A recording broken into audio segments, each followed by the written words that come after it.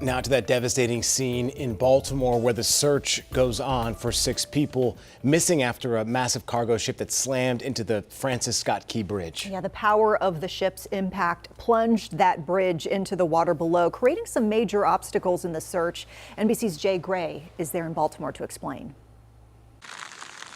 A day later, rough weather adding to the overwhelming task of investigators and search and recovery teams in Baltimore.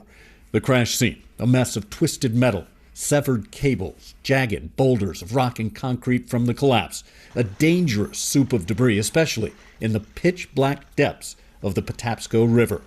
There's a tremendous amount of debris in the water, from containers hanging off ships. We have to make sure those are shored up. We're going to work with structural engineers to help them understand how to navigate and address the challenges of having bridge structure in the water. At least 6 members of a maintenance crew repairing potholes on the Francis Scott Key Bridge at the time of the accident are still missing and presumed dead. Maryland's governor reaching out to their families. Now that we've transitioned to the recovery phase, my promise to them is this: I will devote every single resource to making sure that you receive closure.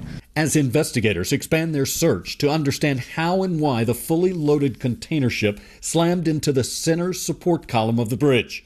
We now know the NTSB has recovered the ship's voyage data recorder and is beginning interviews with the ship's crew members and witnesses, part of what the NTSB says will be a long, detailed investigation, followed by the difficult process of clearing away the debris.